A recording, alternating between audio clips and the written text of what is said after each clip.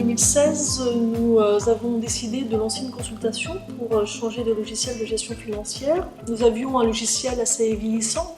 On connaissait déjà Civil Finance par des retours d'expérience de collègues, de collectivités situées à proximité de nous. On savait que ça répondait à peu près quasiment à tous nos besoins. Et lors de la consultation, c'est effectivement une offre qui nous a plu, donc nous avons retenu Civil Finance et nous avons mis en production début 2017 la solution qui est devenue opérationnelle en mai de la même année. La migration a essentiellement consisté dans un premier temps à la reprise de données. Nous avons fait une reprise de données sur 3 ans, alors à la fois la reprise des écritures comptables, mais également la reprise des pièces justificatives. Donc pour cela, il a fallu que l'on récupère tous les flux envoyés au Trésor public. Nous avons également remis en place des interfaces que nous avions précédemment avec notre logiciel existant, mais on a également mis en place des interfaces nouvelles, dont certaines ont d'ailleurs été extrêmement intéressantes pour nous. Je pense notamment à une interface avec un logiciel de gestion des familles et des inscriptions des familles, où la création de cette interface nous a permis de reprendre de manière automatique les factures impayées chaque mois. Et au lieu de passer chaque mois 3 jours à ressaisir manuellement dans Civil Finance l'ensemble des écritures pour éditer les titres, la reprise a été faite automatiquement et ce qui se faisait en 3 jours se faisait en 1 heure. Alors le déploiement, donc à la fois s'est fait sur la reprise des données, j'en ai déjà parlé, et puis également sur le paramétrage. Alors le paramétrage, c'est la deuxième phase du déploiement de Civil Finance. Civil Finance intègre un certain nombre de fonctionnalités, de nombreuses fonctionnalités, que nous avons souhaité étudier pour voir si il fallait ou pas les mettre en place. Notamment dans les fonctionnalités, il y a toute la chaîne de ce qu'on appelle les workflows, donc les circuits.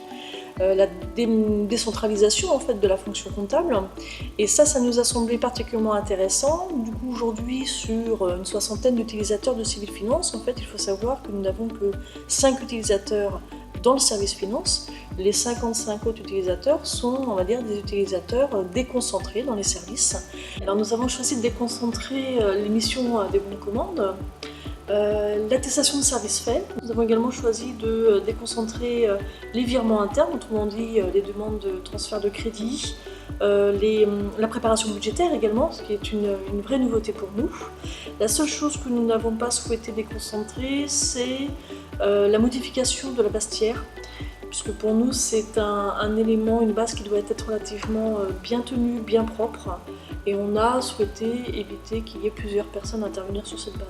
Alors les utilisateurs ont été formés en 2 temps. Nous nous sommes appuyés sur un formateur Civil Finance pour former le service comptable en lui-même et les utilisateurs les plus importants dans les services déconcentrés. Et à la suite, le service finance lui-même a formé les autres utilisateurs en s'appuyant sur la formation qu'ils avaient eux-mêmes suivie avec le formateur civil. La qualité du formateur que nous avons eu, de Civil Finance, a été aussi l'une des clés de la réussite de la migration. Le formateur, il est là certes effectivement pour nous former à l'outil et nous faire connaître toutes les fonctionnalités, mais c'est lui aussi qui nous a beaucoup interrogés sur nos pratiques et la manière dont on assurait notre travail comptable. On a aussi beaucoup simplifié nos process de travail en travaillant avec lui, en discutant avec lui. Le premier point fort pour nous, c'est la remise en cause de nos pratiques. Voilà, avec Civil Finance, on s'est réinterrogé sur la manière d'assurer les fonctions comptables de la collectivité, sur également la manière d'utiliser l'outil, le logiciel, pour nous faciliter aussi le travail. Je pense notamment au module marché de Civil Finance qui va extrêmement loin dans la précision des données qu'on peut y intégrer. Lorsqu'effectivement on utilise cette fonctionnalité-là, on voit derrière tout l'intérêt qu'on peut en tirer sur la création d'alertes automatiques, par exemple sur la reconduction de marché. Il y a un avant, il y a un après Civil Finance. Le simple fait de pouvoir ouvrir dans le logiciel plusieurs onglets, un onglet pour aller créer une fiche tiers, un onglet pour consulter le solde disponible sur un compte, un onglet pour réaliser un mandat, un onglet pour autre chose. Enfin, on pouvait réaliser en même temps et de manière simultanée 4 opérations, voire même beaucoup plus d'opérations différentes sans avoir à revenir en arrière systématiquement. Donc, ce sont des choses simples en fait qui sont intégrées dans Civil Finance, qui nous changent effectivement le travail quotidien. La relation avec les services déconcentrés qui utilisent aussi Civil Finance a largement changé, et on en a d'ailleurs profité pour se créer un réseau des référents Civil Finance qui sont, on va dire, les plus gros utilisateurs de Civil.